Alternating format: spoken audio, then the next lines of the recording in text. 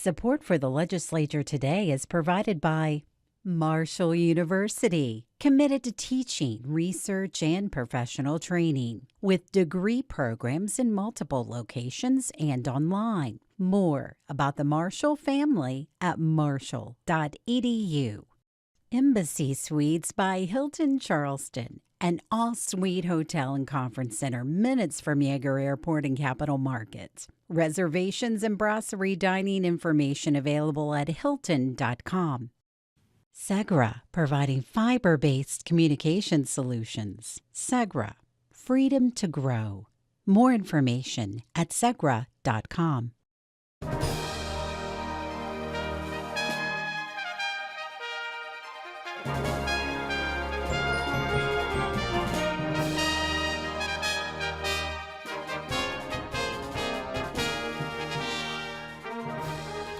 Welcome back to the Legislature Today. I'm Bob Brunner. Thanks for joining us for tonight's coverage of the 2023 legislative session. This is the 21st episode of the Legislature Today this year. That coincides with day 30 of the 60-day legislative session. Yes, we've reached the halfway point. House Democrats held a halfway through the session press conference today. As Randy Yohe shows us, the theme of the presentation was what has not been accomplished to help the people of West Virginia. House Democrats called this a do-nothing regular session, saying the Republican supermajority proposed bills infringe on people's constitutional and personal rights. They said legislators are more focused on putting guns in classrooms than teachers in classrooms. Democrats voiced concerns over supermajority bills they say would defund the police and make it easier to reverse local anti-discrimination ordinances. House Minority Leader Doug Scaff from Kanawha County said Republican priorities are skewed at best. What have we done to fix our roads, public education, mental health in this state, PEIA, foster care, help our counties in need with the ARPA funds that were supposed to be designated to help them get back on their feet? What have we done to help our seniors? What have we done to put more teachers in the classroom, not guns? How many people was out there on the campaign trail said, we're going to put more guns in the classroom, not teachers? Delegate Joey Garcia of Marion County said many of the issues and bills that Republicans and Democrats do agree on do not get properly advanced. It sounds like we agree on things like correctional pay raises, like trying to fix PEIA so that hospitals don't stop accepting it, like up in Wheeling. And we actually have bills that are there, and I don't understand the hesitancy to move those forward. We pass things through minor committees, and we're waiting for finance to take them up. House Democrats said there are 30 days left to pass meaningful legislation to help all West Virginians. For the Legislature Today, I'm Randy Yohe. The abortion debate returned to the House floor today, along with concerns on how taxpayer dollars are spent. House Bill 2002 provides support for families. It raises the tax credit for adoptive parents from $4,000 to $5,000 and establishes a statewide Mothers and Babies Pregnancy Support Program. It also outlaws any funding to so-called abortion industry organizations. Delegate Evan Hansen, a Democrat from Monongalia County, says the pregnancy restrictions take anti-abortion to the extreme. One of the impacts of forbidding an organization from even mentioning the word abortion or providing referrals for abortion is that people, women, pregnant women, will not receive the medical care that they need. Delegate Eric Brooks, a Republican from Raleigh County, spoke for the bill, expounding on the supermajority's right-to-life stance. So I do support this legislation. I think this does much to advance the cause, the culture of life, to support the culture of life in our state. It's needed. We are a pro-life state. My constituents certainly are in a pro-life constituency. My district is a pro-life district. House Bill 2002 passed 88-8 and now goes to the Senate. There was also heated debate over an amendment proposed to House Bill 2882, which would remove $105 million earmarked for state investment in the Form Energy battery plant project at the old Weirton Steel site. Delegate Todd Kirby, a Republican from Raleigh County, says Governor Jim Justice has no business using taxpayer funds for this venture. I was asked to fix CPS. I was asked to fix PEIA, or to at least explain why that had not been fixed. One thing I wasn't asked to do was to come and fund Bill Gates. I wasn't asked to come and give billionaires $100 million, $290 million of our taxpayers' money. But Delegate Sean Fluharty, a Democrat from Ohio County, joined many Republicans in favor of the state investing in major economic development. But we are not just coal communities. We have steel communities in the Northern Panhandle. Coal fields in the south, basically steel fields in the north, okay? And this facility on 55 acres in the Northern Panhandle will revitalize what is basically a ghost town and turn into good jobs. The amendment failed by a vote of 70 to 25, as did others, and the bill now advances to third reading tomorrow. The Senate passed Senate Bill 495 today, which is aimed at correcting Senate Bill 441, which passed during last year's legislative session. What was intended as a bill to help facilitate access to records ended up doing the exact opposite. Chris Scholes has more. So this bill, if enacted, would restore it to the form in which Senator Charles Trump, a Republican from Morgan County, said Senate Bill 495 aims to do what 2022's Senate Bill 441 failed to do.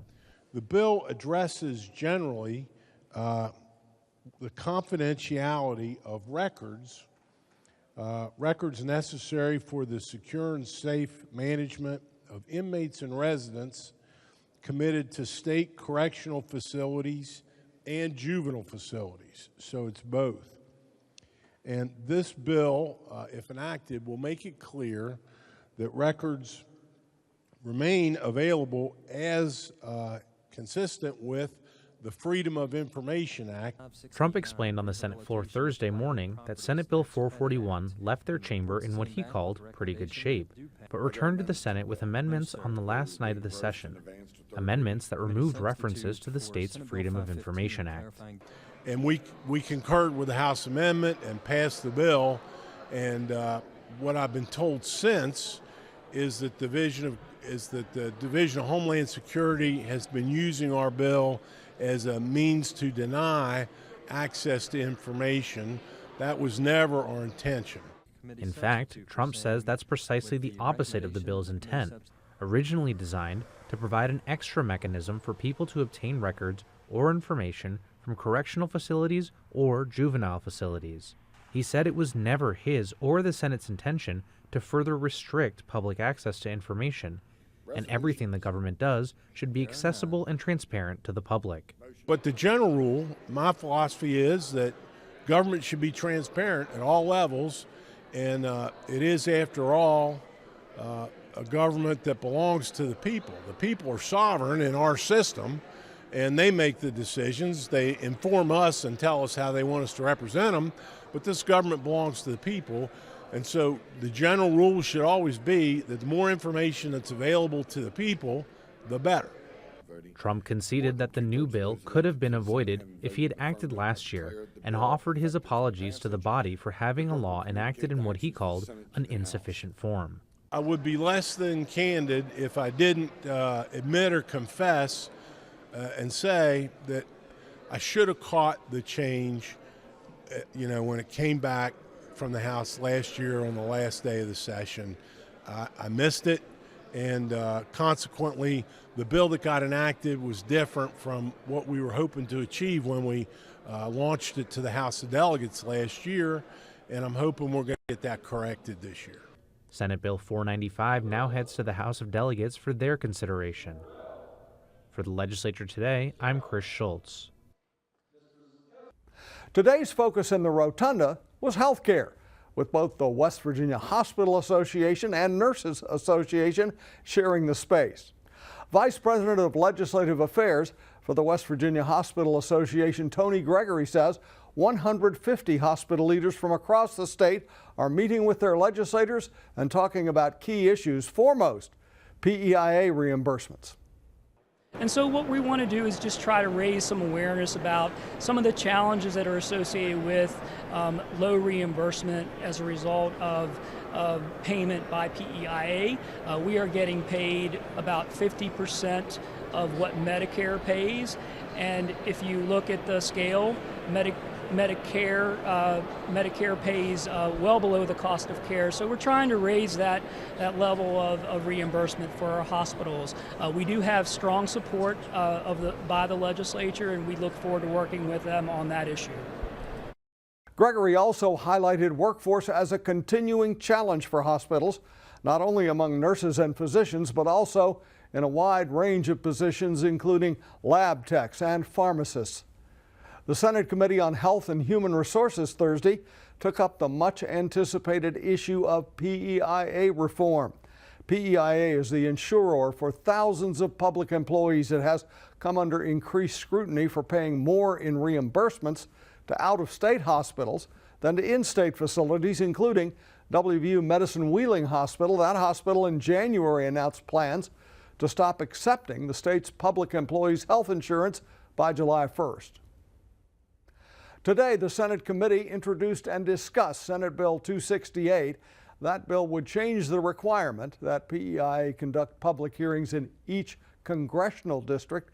It also repeals 2 sections of code related to retiree premium subsidies prior to 2010 and removes a cap on autism services. During committee discussions, Senator Maroney asked Jason Haught, Interim Director and Chief Financial Officer for PEIA, about rates, specifically if hospitals are allowed to negotiate with PEIA for inpatient rates or not. You know, that term negotiation, I believe. You used it. I'm telling you, you used it. Yes, and I believe that we do allow negotiation with our in-state providers. The one that we're talking about right now was done in 2002 with the West Virginia Hospital Association and PEIA and the Department of Health and Human Resources, Bureau of Medical Services. They all sat down, came up with this Medicaid swap reimbursement that pulled in additional money for the hospitals. It just ran stale. You know, it needed to be, rediscussed and updated, and it just didn't occur, unfortunately.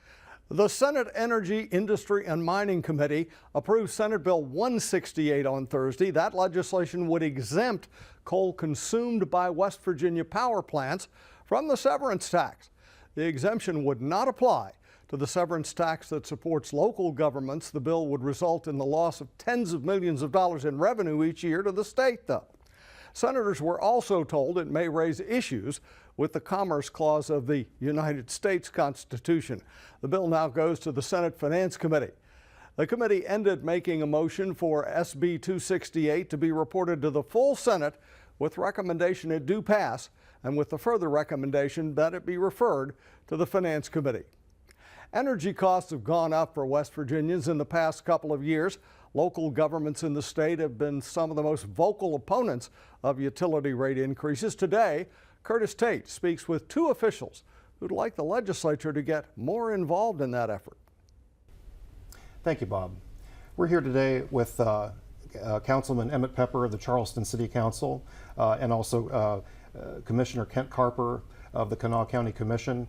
We're going to be talking about an issue that affects the pocketbooks of ordinary West Virginians, and it's their utility bills. And they've gotten more expensive in recent years for people to light their homes and heat their homes. And local governments in particular have been fairly vocal about these utility cost increases. And recently, the Public Service Commission ruled against Appalachian Power, which was requesting a $297 million recovery from ratepayers on account of fuel costs. And Commissioner Carper, you had spoken out against that, and you've also asked the legislature to get involved. What can you tell me about that?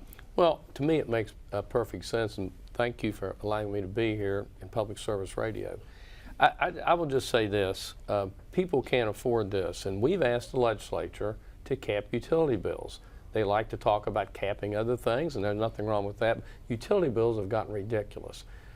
Make no mistake about it, Appalachian Power Company writes a request for a new rate increase before the one that's even obtained. The fact that this was denied is fantastic news. It's the first time I've seen anything like this. It's the largest utility rate increase in history, and it's the largest one ever denied.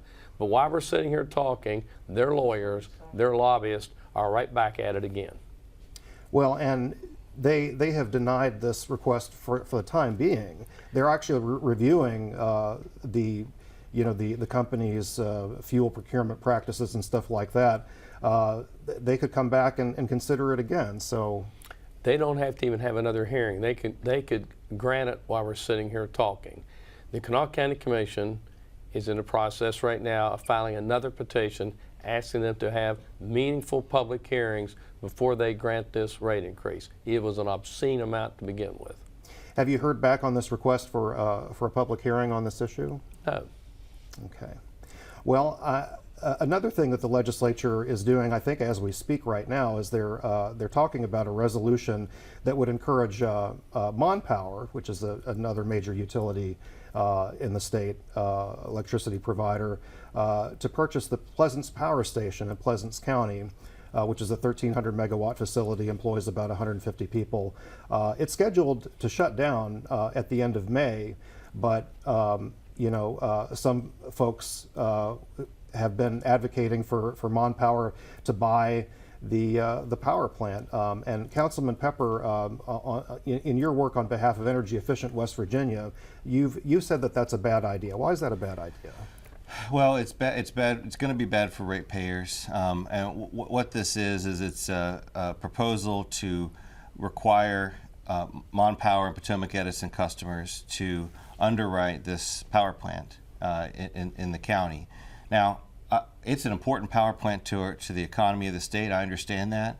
However, it doesn't have to be bought by ratepayers. Someone else could buy it. In fact, a different subsidiary of First Energy could buy it. And that subsidiary could operate it without affecting ratepayers. And there's no reason for us to be getting involved in this and picking winners, picking losers. I mean, I think just stepping back a little bit, what this legislature needs to be doing to help ratepayers is it actually needs to be conservative. It needs to have conservative principles. It needs to look into the free market for getting our electricity, not using the government to pick winners and losers. We need to be encouraging self-reliance for individuals, families, and businesses that want to meet their own energy needs on their own without government involvement and government-created monopolies involvement. We should be encouraging those things of our citizens. And finally, if we're going to have these monopoly utilities that are created by our government, they should be reliable, and we should be doing more to make sure that we have reliable energy.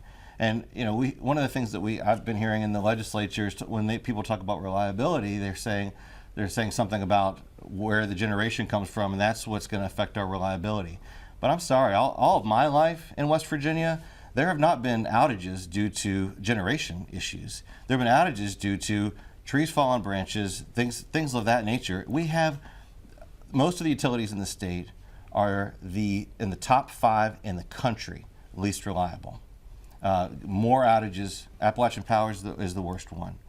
And so we need to be doing something about that. One thing we could be doing is we could be helping, giving people incentives, encouraging them to have battery backup so that they don't, if the power goes out, they at least don't have to have their lives interrupted.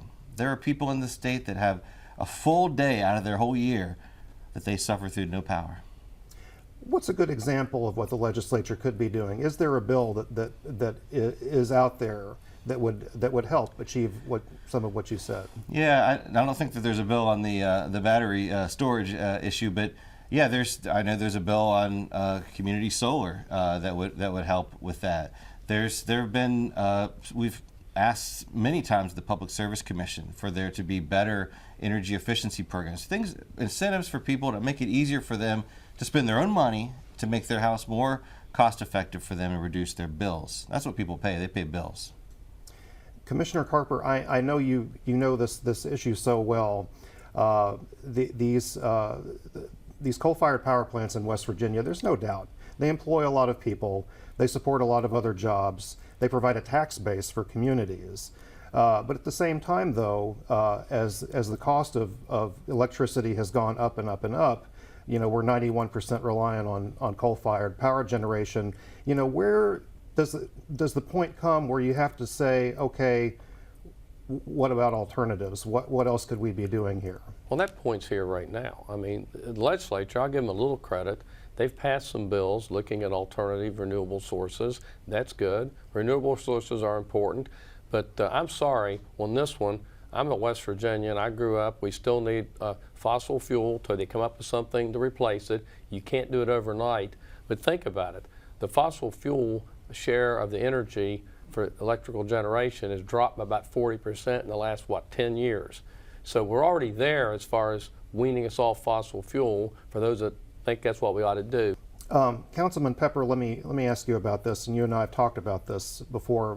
We've had examples in recent years of the legislature, you know, kind of carving out a space for certain companies like Nucor, like Berkshire Hathaway Energy, and others to come into West Virginia and to get a certain percentage of their electrical power needs from renewables, or in the case of Berkshire Hathaway Energy, to create a renewable-only microgrid. This isn't really something that most businesses and consumers in West Virginia can take advantage of. They're kind of captive to the system that we already have. What should the legislature do to open that up? I believe in the free market. People should be able to choose if they want to create their own energy with no caps on it. We should be able to, if we want to make more energy and have our neighbors buy some of it from us, they should be able to do that. This should be a free market system. And instead, what we have is monopolies that look to the government to force you and me to pay for their friends' power plants or their friends' businesses. And that's not capitalism, folks. That is something else. Well, I'll disagree a little bit. I mean, with utilities, major utilities, you have to have a monopoly. I mean, how many power plants and how many power lines can we put up with? I mean, it kind of works that way. Although co-ops certainly do. I mean, I buy that part. There's got to be a blend. You're going to see a transition to buying back power, people getting solar panels. You see it all over the country. That'll happen here, but it's going to take some time. But in the meantime, we cannot dare put our fossil fuel industry out of business while we're transitioning. We've got to do both. Yeah, I don't think anyone's saying the fossil fuel industry in West Virginia is going to go out of business. Right now we have, as you say, 90% plus of electricity that we are producing from fossil fuels. And what we're seeing now at the legislature is that they're asking for ratepayers, again, you and I, to pay extra to keep a power plant on that produces more energy than we actually need in the state with the Pleasance power plant. And for us to, this is something that we haven't talked about, but there's a bill in committee today that would require us, Appalachian Power ratepayers, to pay to keep the Mitchell power plant on for longer. The other half of the Mitchell power plant that we don't need that Kentucky owns right now. So what we see here is we see people rent-seeking from government, asking government to force the rest of us to pay for their friends' investments. And that's not fair. They've got good lobbyists. They sure do. Well, that always helps. Well, Commissioner Carper, you and I were talking just a little bit earlier about, you know, the reliance of local governments on the severance taxes that come from fossil fuels. And another thing that they're talking about in the legislature, I believe also today in committee, is exempting the coal that is consumed by the power plants in the state from those severance taxes. What sort of impact do you see that having? Well, first of all, the legislature really, really needs to get back to the normal order of business. They need to start having committees, public hearings with experts coming, even lobbyists have a place in that. There has to be a physical note on that. Now, what will probably happen, they'll give that revenue away, and they'll probably give local government share away instead of the state's government. They're spending coal severance money right now. The tax, I argued this during the Amendment 2 debate, at least half of that money comes from coal severance. I argued that that money is not stable. It runs in cycles. Now you're hearing that when they told me I didn't know what I was talking about. I can tell you this, you just can't keep taking funding away from cities and counties. The last time I checked, the state doesn't run an ambulance service. The last time I checked, the state doesn't run a fire department. The last time I checked, they don't run the sheriff's department. Local government runs city police, city fire department. That funding is critical for public safety. What do you think, yet another conservative message. We should be having a more conservative outlook on local control. The local governments know what's best for their citizens because they're closest to their citizens. We shouldn't have, well, in this case, Charleston telling Charleston what to do. The Charleston State Legislature telling the Charleston City Council and others what to do. But we see that all over the state where people, the local governments are having their powers taken away, and that's not fair, and having their funding taken away or attacked is also not fair. Well, I'd like to thank you both for coming on the legislature today and talking about an issue that's important to me, and it's important to a lot of West Virginians too. So Councilman Emmett Pepper, Commissioner Kent Carper, thank you again. Back to you, Bob. Thanks for that, Curtis. Tune in to the legislature today, Monday through Friday at 6. We'll have more news and interviews from the 2023 legislative session. And remember, West Virginia Public Broadcasting is covering the session daily in our radio news program, West Virginia Morning, and on our news site at wvpublic.org. We also broadcast the daily floor sessions of both the House and Senate on the West Virginia channel, and we stream those on YouTube as well. I'm Bob Brunner. Thanks for joining us. Have a great evening. Support for the legislature today is provided by Marshall University, committed to teaching, research, and professional training, with degree programs in multiple locations and online. More about the Marshall family at marshall.edu. Embassy Suites by Hilton Charleston, an all-suite hotel and conference center minutes from Yeager Airport and Capital Market. Reservations and brasserie dining information available at hilton.com. Segra, providing fiber-based communication solutions. Segra, freedom to grow. More information at segra.com.